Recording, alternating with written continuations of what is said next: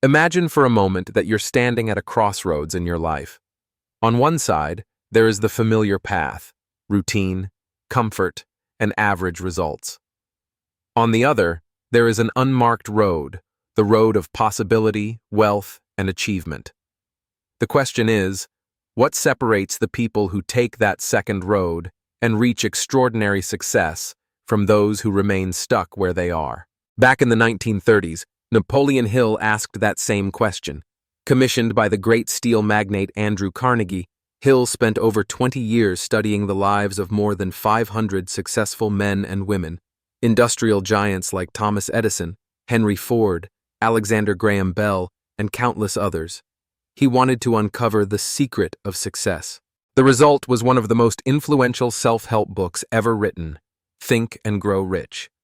Since its publication in 1937, this book has sold millions of copies worldwide and inspired entrepreneurs, leaders, and dreamers across generations.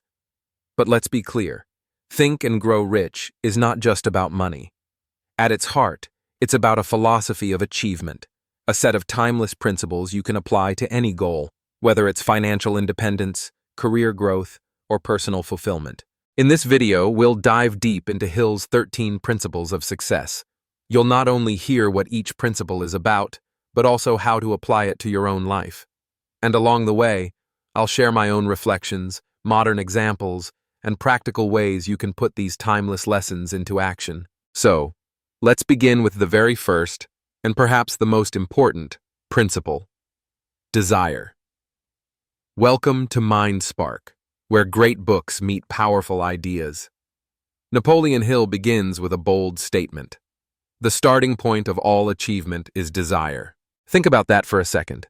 Everything you see around you, the phone or computer you're watching this on, the chair you're sitting in, the home you live in, none of it would exist without desire. Someone first imagined it, wanted it, and then turned that desire into reality. But Hill is not talking about a casual wish. He makes a clear distinction between wishing for something and truly desiring it. A wish is weak.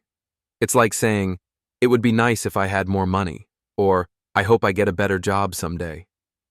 But desire, real, burning desire, is entirely different. It's when you want something so strongly that it consumes your thoughts, shapes your decisions, and pushes you to take relentless action until it becomes reality. To illustrate this, Hill tells the story of Edwin C. Barnes, a man who had nothing, no money, no influence, no connections. But he had one burning desire: to become a business partner of Thomas Edison, the great inventor. This wasn't a vague hope. Barnes didn't just say, "I'd like to work for Edison someday." No, he said to himself, "I will become Edison's business partner." Barnes took a train, arrived at Edison's office with shabby clothes, and declared his intention. He wasn't hired as a partner right away. Instead, Edison gave him a job doing menial work. But Barnes never let go of his desire. He worked with determination, keeping his eyes on the bigger vision. Years later, when Edison needed someone to sell a new invention, the dictating machine, it was Barnes who seized the opportunity. He sold it so successfully that Edison made him a business partner. Barnes's dream had come true, not by luck, but by the power of a burning desire that would not be denied. Hill summarizes this principle with 6 steps you and I can follow to transform desire into riches, or into any form of achievement we want. Fix in your mind the exact amount of money you desire. Don't be vague, be specific. Determine exactly what you will give in return. Success always requires an exchange: effort, time, skill, or service. Establish a definite date when you intend to possess it. Create a definite plan and begin at once, whether you are ready or not. Write out a clear, concise statement of what you intend to achieve. Read your written statement aloud twice daily, once in the morning and once before bed. These steps might sound simple, but they're powerful because they transform a vague wish into a definite goal backed by commitment. Let's pause here and make this practical. Think of something you really want in your life right now. Is it financial freedom, a healthier body, a business of your own? Now ask yourself, is this just a wish, or is it a burning desire? Would you be willing to write it down, commit to it, and take action every single day until you achieve it? That's the difference Hill wants us to understand. The people who succeed are not necessarily the smartest, the strongest, or the most talented. They are the ones who have a clear, unshakable desire that drives them forward, no matter what obstacles appear. So, the first principle is simple but profound. You must want something so intensely that you're willing to stake your time, your effort, and your persistence on it. That burning desire becomes the fuel for everything else. Principle 2. Faith. If desire is the spark that lights the fire, then faith is the oxygen that keeps it burning. Napoleon Hill calls faith the eternal elixir that gives life, power, and action to the impulse of thought. In other words, without faith, desire quickly fizzles out. With faith, desire becomes unstoppable. But let's clarify. Hill is not talking about religious faith here. He's talking about a belief in yourself and in your vision, even when you don't yet have evidence to prove it can happen. Think about any great achievement in history. Before the Wright brothers built their flying machine, people laughed at the idea of humans flying. Before Steve Jobs created the iPhone, the concept of a pocket-sized computer that could connect the world seemed impossible. Yet these innovators had something that others lacked: faith in their vision. They believed it was possible long before the rest of the world did. Hill explains that faith is created through repetition of thoughts and affirmations. When you repeatedly tell yourself something with emotion, your subconscious begins to accept it as truth. Over time, that belief reshapes your actions and your reality. This is why Hill recommends combining desire with a daily affirmation. Remember the written statement of your goal from the first principle? Hill says you must not only write it down, but also speak it out loud every day with absolute conviction. The more you do this, the more your subconscious mind aligns your behavior with your belief. Let me give you a modern example. Consider athletes. Before a big game, many professional players engage in visualization rituals. They picture themselves succeeding, scoring, winning. They repeat affirmations like, "I am strong, I am focused, I am prepared." At first, it may sound like just words, but repeated with emotion and belief, those words become fuel for confidence and peak performance. The same principle applies to wealth, business, or personal goals. If you constantly repeat, "I'll never succeed," or "I'm not good enough," then that becomes your reality. But if you train yourself to say, "I am capable, I am building the life I want, I am destined for success," then over time, your subconscious accepts it and drives you toward it. Hill puts it powerfully: whatever the mind can conceive and believe, it can achieve. So here's a practical exercise. Tonight, before you sleep, read your statement of desire out loud. Feel it as though it is already yours. Visualize yourself living in that reality. Then, do the same again in the morning. Day after day, this practice builds the faith that turns a dream into certainty. Because faith is not just hope. Faith is belief in action. And once you truly believe, your actions naturally align with that belief. Principle 3. Autosuggestion. Now, if desire is the fuel and faith is the oxygen, then autosuggestion is the mechanism that keeps the engine running. It's the way you program your subconscious mind to work in your favor. Autosuggestion simply means self-talk, the practice of feeding your mind with intentional thoughts until they influence your behavior. Here's the thing: whether you realize it or not, you're already practicing autosuggestion every day. Every time you say to yourself, "I'm too tired," or "I can't do this," or "I'll never be successful," you're programming your mind with failure. On the other hand, if you intentionally say, "I'm learning, I'm improving, I'm moving closer to my goals," you're planting seeds of success. Hill suggests combining your written statement of desire with autosuggestion. Every time you repeat it, morning and night, you're impressing your subconscious with the vision of your goal. The more emotion and visualization you attach to it, the stronger the suggestion becomes. Think of your mind as a garden. Autosuggestion is the act of planting seeds. Negative thoughts are weeds. Positive affirmations are flowers. You can't stop weeds from appearing, but you can choose to pull them out and keep planting the flowers you want. Over time, the garden of your mind becomes the environment that nurtures your desires. Let's make this practical again. Imagine you want to start your own business. Instead of saying, "It's too hard, I'll never make it," practice saying, "I am capable of building this business. Every day I'm learning and growing. I am attracting the right people and opportunities." Write it down, repeat it, visualize it, and most importantly, feel it as though it's already true. The science backs this up. Modern psychology and neuroscience confirm that repeated affirmations and visualizations can rewire the brain by creating new neural pathways. In other words, autosuggestion is not just positive thinking. It's mental conditioning that reshapes your habits and behavior over time. Hill emphasizes this.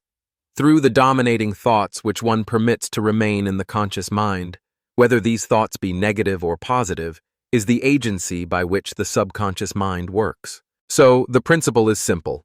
If you want to change your reality, you must first change the messages you feed your subconscious. By the way, if you're enjoying this summary, make sure to subscribe so you won't miss the next one. Principle 4. Specialized knowledge. Knowledge, Napoleon Hill tells us, is only potential power. It becomes actual power only when it is organized into plans of action and directed toward a definite purpose. We live in an age where knowledge is everywhere. You can search the internet and find answers to almost any question in seconds. But here's the truth. General knowledge, no matter how vast, rarely leads to success. The real key is specialized knowledge, focused, practical information that can be applied directly to your goals. Think about it. Most universities produce graduates with plenty of general knowledge.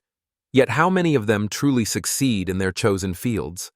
The difference lies not in how much they know, but in how effectively they can use specific knowledge to create results. Hill gives us an important reminder. You don't need to personally know everything to succeed.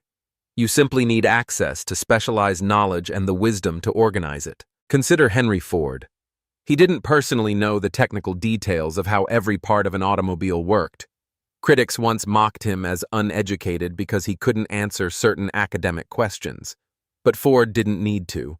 When asked, he pointed out that he had a row of buttons on his desk, and with one push, he could summon men who could answer any technical question in detail. What Ford possessed was not encyclopedic knowledge, but the ability to assemble the right team and apply knowledge to create an industry. Here's the takeaway. Specialized knowledge doesn't have to come directly from you. You can acquire it through study, through experience, or by surrounding yourself with people who have the expertise you lack. So ask yourself, what specialized knowledge do you already have that could be the foundation of success? And where might you need to seek out experts, mentors, or partners who can fill in the gaps? In today's world, you can learn almost any skill through online courses, coaching, or hands-on experience. The important thing is not just to collect information, but to channel it into a plan of action. Because in the end, knowledge alone is potential, but applied knowledge creates results. Principle 5. Imagination. If specialized knowledge is the building material, imagination is the architect. It's the workshop of the mind where desires are shaped into plans, and where abstract ideas are turned into practical realities. Hill reminds us that everything man has created began in imagination. Before a skyscraper stands, it exists first in the imagination of an architect. Before a symphony is heard, it exists in the imagination of a composer. Before any business is built, it lives first as a vision in the entrepreneur's mind. Hill describes two types of imagination. Synthetic imagination, the ability to arrange old concepts, ideas, or plans into new combinations. This is what most of us use in daily problem solving. Creative imagination, the ability to tap into the infinite intelligence of the subconscious, where entirely new ideas emerge. This often happens through inspiration, intuition, or sudden flashes of insight. Think about Thomas Edison. His inventions didn't come out of thin air. They were the result of a mind trained to imagine new possibilities and then test them persistently. Or take Walt Disney. Before Disneyland was built, he imagined every ride, every attraction, every joyful experience in his mind's eye. His vision was so vivid that others began to see it too, and eventually it became a reality that millions now enjoy. But here's the powerful truth. You also have imagination, and you can train it. One practical way is through visualization. Spend a few minutes each day imagining yourself already in possession of your goal. Picture it as clearly as possible, what it looks like, sounds like, feels like. This mental rehearsal imprints your subconscious and helps your mind generate creative ideas to make it real. Remember, imagination is not just daydreaming. It's the workshop where you transform desire and knowledge into definite plans. Every great achievement in history began as nothing more than a thought in someone's imagination. So, guard your imagination. Feed it with inspiring ideas, new experiences, and creative input. Because imagination, fueled by desire and specialized knowledge, is what allows you to turn invisible dreams into tangible reality. Principle 6. Organized planning. Now that you have desire, faith, knowledge, and imagination, you need something critical. A plan. Napoleon Hill is very clear. No one ever achieves success without a practical plan, and no plan succeeds without persistent action. Wishes and dreams must be translated into steps, strategies, and timelines. Hill shares a simple truth. You must plan your work and work your plan. Consider this. How many people have wonderful ideas, even brilliant imaginations, but never organize them into a plan of action? They drift, they procrastinate, they wait for the right time. But success is never the result of waiting. It's the result of planning and executing. Hill also emphasizes the importance of a mastermind group in organized planning. This means surrounding yourself with people whose knowledge, skills, and perspectives complement your own. One person's plan may fail. A group of aligned minds can create a stronger, more resilient plan. Think again about Henry Ford. He didn't single-handedly design every aspect of the automobile business. He built a team, delegated, and organized their specialized knowledge into a unified plan. That is how he turned vision into an empire. A key point Hill makes is that your first plan may fail, and that's okay. Failure is not the end, it's feedback. Most people abandon their dreams after the first failed plan. The successful ones simply create a new plan, and then another, until they find what works. So how do you put this into practice? Write down your goal clearly. Break it into smaller, actionable steps. Set deadlines for each step. Identify the resources and people you'll need. Begin immediately. Don't wait for perfection. And remember this. Persistence in organized planning is often the dividing line between success and failure. Plans are living things. They evolve, adapt, and improve as you move forward. In short, organized planning transforms imagination into action. Without it, your dreams remain only in your head. With it, they become reality. Principle 7. Decision. One of the most striking discoveries Hill made while studying successful people is that they all had a habit of reaching decisions quickly and changing them slowly, if ever. In contrast, unsuccessful people tend to decide slowly and change their minds often. Decision, then, is not just a choice, it is a discipline. It is the ability to cut off hesitation, to commit, and to move forward with determination. Think of it this way. Every time you delay a decision, you allow fear and doubt to creep in. Indecision is the breeding ground of procrastination, and procrastination, as Hill calls it, is the common enemy that every person must conquer. Take the example of the American Declaration of Independence.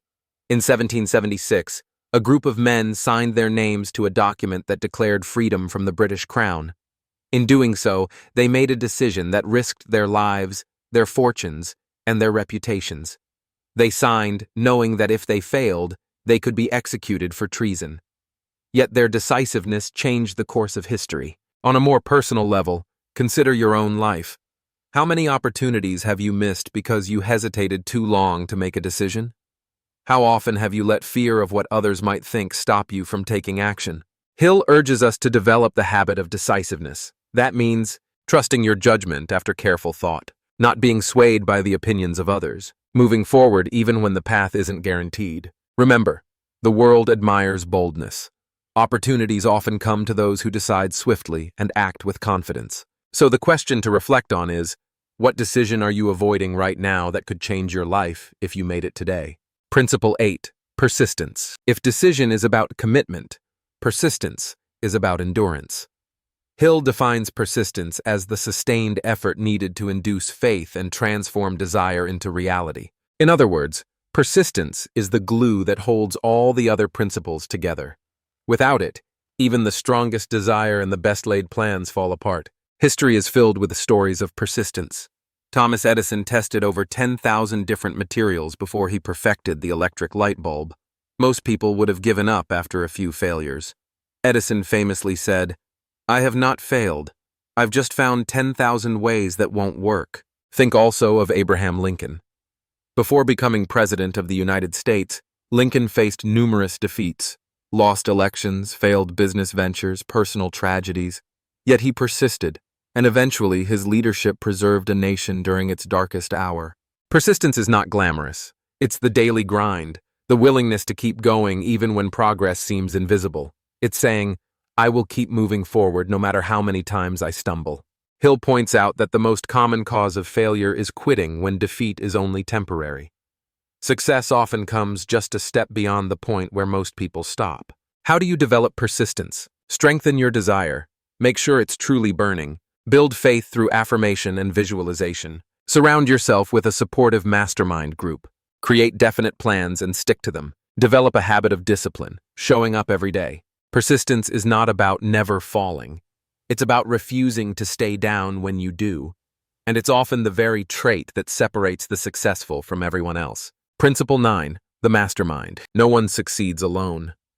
Napoleon Hill discovered that every great leader he studied relied on the power of the mastermind, a friendly alliance between two or more people who coordinate their knowledge and efforts in harmony toward a definite purpose. Hill describes the mastermind as the coordination of knowledge and effort in a spirit of harmony between two or more people for the attainment of a definite purpose. Why is this so powerful? Because when minds come together in harmony, they create a kind of synergy, a third mind, greater than the sum of its parts. Think of the Wright brothers. Neither Orville nor Wilbur could have invented the airplane alone, but together, through their combined knowledge, persistence, and teamwork, they made flight possible. Or consider modern businesses. Steve Jobs and Steve Wozniak co-founded Apple, combining Jobs' vision and marketing genius with Wozniak's technical brilliance. That partnership created one of the most influential companies in the world. The key to a successful mastermind is harmony. If the group is full of conflict or mistrust, it collapses. But when there is respect, shared vision, and complementary skills, the group becomes a powerful force. Hill encourages every person to create their own mastermind alliance, whether it's a group of business partners, a circle of mentors, or simply a few trusted friends who share goals and push each other toward success. Ask yourself, who in your life could you invite into a mastermind? Who shares your values, your determination, and your vision? Surround yourself with those people, and you'll multiply your chances of success. Principle 10.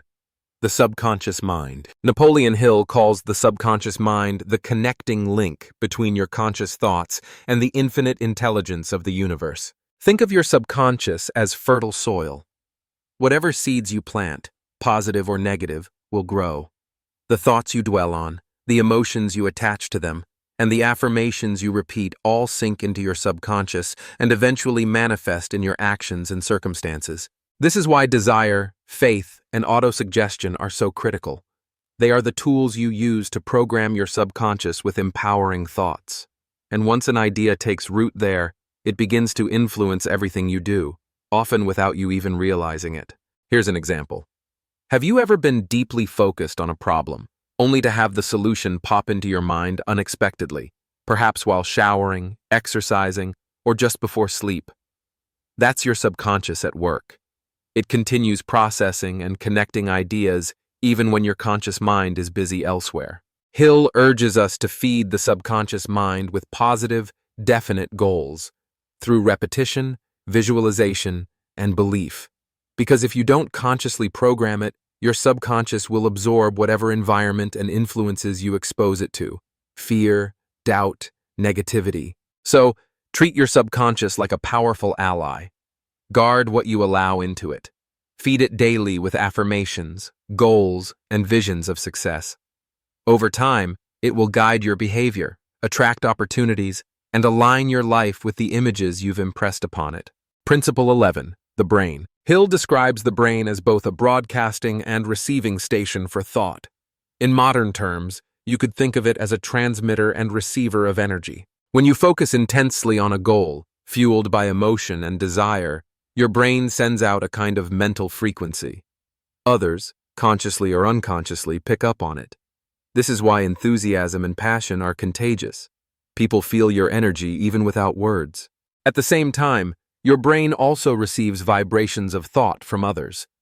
This is especially powerful within a mastermind group, where ideas bounce back and forth, and suddenly, breakthroughs emerge that no single individual could have discovered alone. Though Hill wrote this in the 1930s, modern science has found parallels: mirror neurons, social contagion, and the measurable frequencies of brainwaves. While the language has changed, the principle remains. Your brain is more than an organ. It's a tool of influence and connection. The practical takeaway is simple. Keep your mind tuned to positive, success-oriented thoughts, and you'll not only strengthen yourself but also influence and attract others aligned with your vision. Principle 12. The sixth sense. This is the most mysterious principle in Hill's philosophy. He calls it the sixth sense, a sort of intuitive faculty that provides guidance, flashes of insight, and inspiration beyond the reach of ordinary logic. Hill admits this principle cannot be fully explained. It can only be experienced. He describes it as the point at which the infinite intelligence may communicate directly, through hunches, inner nudges, or sudden clarity. You've likely felt this before, a gut feeling that told you to take or avoid an opportunity, a sudden idea that changed everything, or an inner voice that whispered the right move.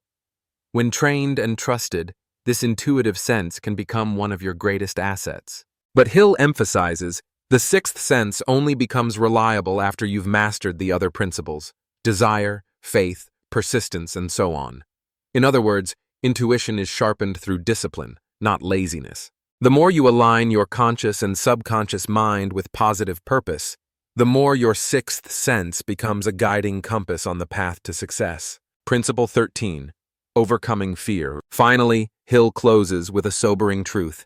The greatest obstacle to success is fear. He identifies 6 basic fears that hold people back: the fear of poverty, the fear of criticism, the fear of ill health, the fear of loss of love, the fear of old age, the fear of death. These fears, he says, are nothing more than states of mind. But left unchecked, they paralyze decision, weaken desire, and kill persistence. Fear whispers, "You can't do it." Fear asks, "What if you fail?" Fear warns, "What will people think?" The antidote to fear is faith, persistence, and action. When you act in spite of fear, you weaken its hold. When you feed your mind with positive thoughts and surround yourself with supportive people, fear loses its power. Hill reminds us that most of the fears we carry are illusions, phantoms that vanish once confronted. Success belongs to those who recognize fear for what it is and move forward anyway. So, what have we learned? Napoleon Hill spent decades studying the most successful people of his time, and from that study emerged a philosophy built on 13 principles: desire, faith, autosuggestion, specialized knowledge, imagination, organized planning, decision, persistence, mastermind, subconscious mind, the brain, the sixth sense, and finally, overcoming fear. At first glance, they may seem simple, but remember, success is never about complexity. It's about discipline. It's about applying these principles consistently until they become second nature. If there's one lesson to take away, it's this: you have the power to shape your destiny through the thoughts you hold, the beliefs you nurture, and the actions you persistently take. Now, pause for a moment and ask yourself, which of these 13 principles will you begin applying today? Will you ignite desire, strengthen your faith, build persistence, or surround yourself with a mastermind? Your future is not determined by luck or by chance. It's determined by the principles you choose to live by. So take action, think, believe, act, and grow, not just rich in money, but rich in purpose, achievement, and fulfillment. Thank you for joining me on this journey through Think and Grow Rich. If you found value here, don't forget to like this video, subscribe for more inspiring summaries, and share in the comments which principle spoke to you the most. Remember, whatever the mind can conceive and believe, it can achieve. If you found value in this video, don't forget to hit like, subscribe, and share it with a friend who needs this wisdom.